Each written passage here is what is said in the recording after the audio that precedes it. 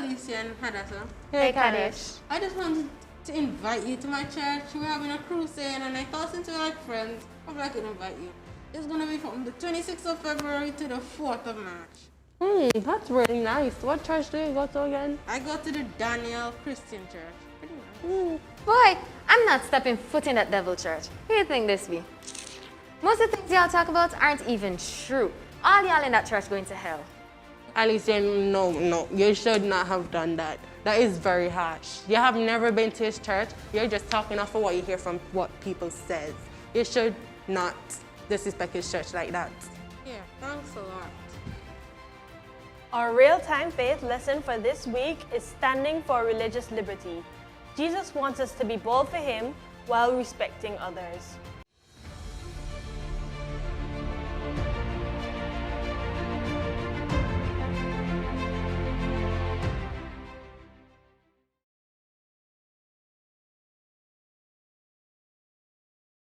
A number of years ago, religious freedom was illegal in some countries that today enjoy freedom. Students who worship on the seventh-day Sabbath often face serious challenges in the academic journey in these countries. Sometimes they were threatened that they would be expelled from school. Many families knelt in prayer, asking for God's intervention and direction. Christina was one such student. Her parents decided to enroll their daughter in a music school.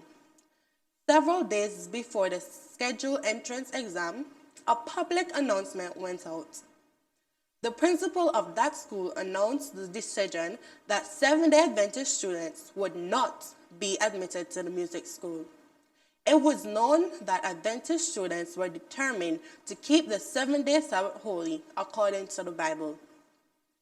Christina's parents received the news with considerable disappointment. Yet, they did not lose heart. They prayed and entrusted the matter in God's hand. With renewed interest, they anticipated the day of the entrance exam. On the appointed day, a member of the examination committee was charged with the specific responsibility of asking each student about their religious beliefs. Notwithstanding their aptitude in music, the students who would not attend school on Sabbath would not be granted admission. Christina waited prayerfully outside the examination room. Right before it was her turn to enter, a teacher from the examination committee was asked to leave and assist with an urgent matter. Christina entered and took her turn. One by one, the teachers on the committee tested her musical skills. After the exam was over, Christina left the room. No one asked her about her religious convictions. Christina was accepted into musical school. Christina's family praised God for their answered prayers. Now, they prayed for guidance in the next step. There remained one more challenge, talking to the homeroom teacher.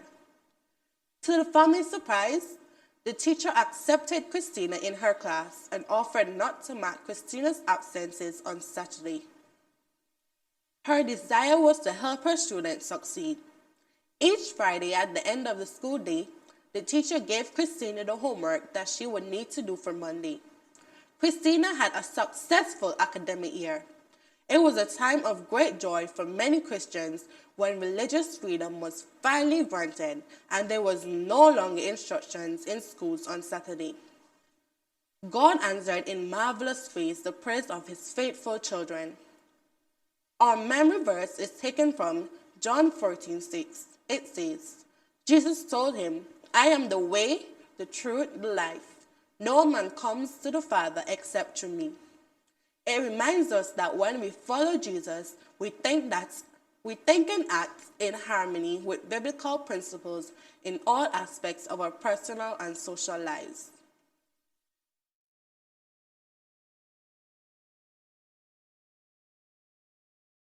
I really wish Pathfinders would start again. Guys, can you believe Kadesh invited me to his church when they do weird stuff and have all sorts of strange beliefs? What do you mean? Well, I heard that they shout and babble in all sorts of languages. And I sure didn't even understand what they're talking about. And they don't even worship on the right day. You know what? Now that I know which church Kadesh go to, I don't want anything to do with him. I don't hang around those kind of people. Alicia, stop it. Just because we see things differently from other people doesn't mean that we should discriminate against them. We should love others just as Christ loves us. The Bible tells us that while we were yet sinners, meaning nothing like him, Christ died for us. Shania, what do you think? You have a point. Discriminating against other religions can be minor, but it can also be very serious. We should not disrespect Kadesh's religion, but thank God that we have the freedom to worship and share the hope and truth that we have found in Jesus.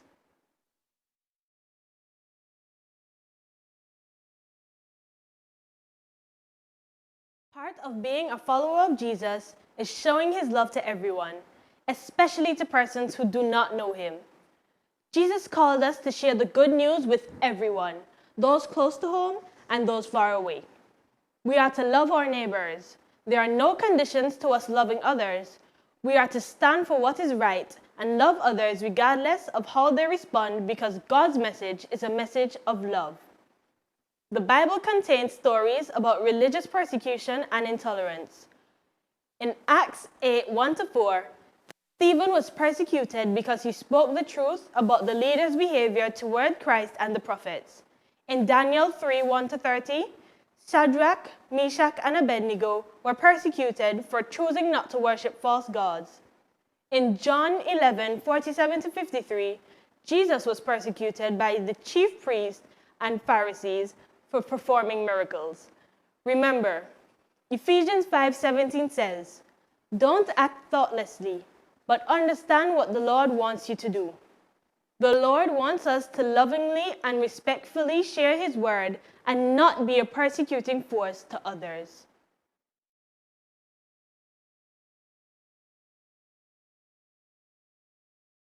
As agents of God's kingdom, we have a fine line to walk.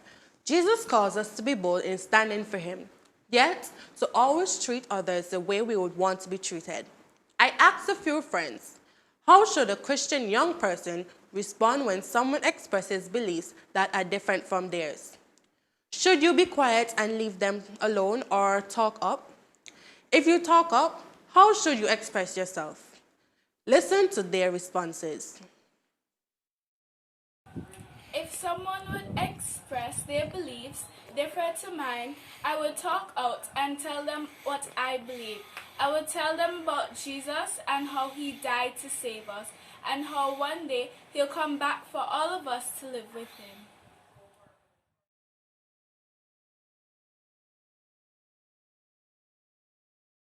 Alicia, it's sometimes hard to see another person's point of view, but as Christians, the Bible says in Romans 12:18 that as far as possible, we should live at peace with everyone.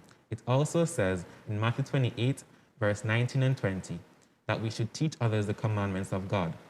So, if we know what the Bible is saying and we see somebody doing the opposite, it is our duty as Christians to let them know the truth about the Bible so that we can reason with them in a loving manner. I never thought of it like that. You know what? I think you're right. I shouldn't simply reject someone because they believe differently from me. In fact, I should use it as an opportunity to share my faith.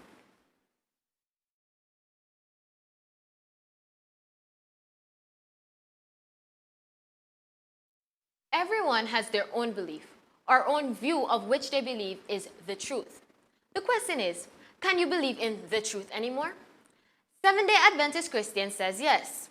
But in modern days, with different views, cultures, beliefs, opinions, and perspectives, we have to be wise in how we will share the truth. Yes, we want to stick and stand firm with what we believe, but we have to remember that everyone has their own belief, and the best thing we can do is to respect and love them along with their belief itself. To help, think of it this way. Would you want anyone to disrespect you or your belief? The Bible says in Matthew 22:37-39, Jesus said unto him, "Thou shalt love the Lord thy God with all thy heart, and with all thy soul, and with all thy mind. This is the first and great commandment. And the second is like it, thou shalt love thy neighbor as thyself." The best way to share Jesus with others is to live his love in everything we do and say. Guess what? When they see us living in his love, they will be ready to hear our message of God's love.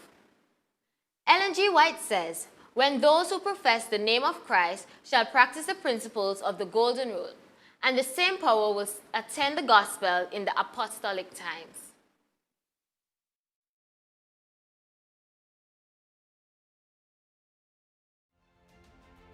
People have many different beliefs. Some people do not believe in God. Others know he exists and reward those who sincerely seek him. Some people believe that they decide what is right from wrong. Others know that God gives us a choice between life and death. Some people believe that life has no meaning or purpose. Others know that God requires us to do what is right, to love others, and to walk humbly in communion with him. When we know the truth that is found in the Bible, we have to ask Jesus for wisdom to share his truth in a loving way. Not everyone will accept this truth, but we can still pray and ask God to impress their heart while remembering to treat others with respect. Remember, love for others is key. I really wish Pathfinders would start again.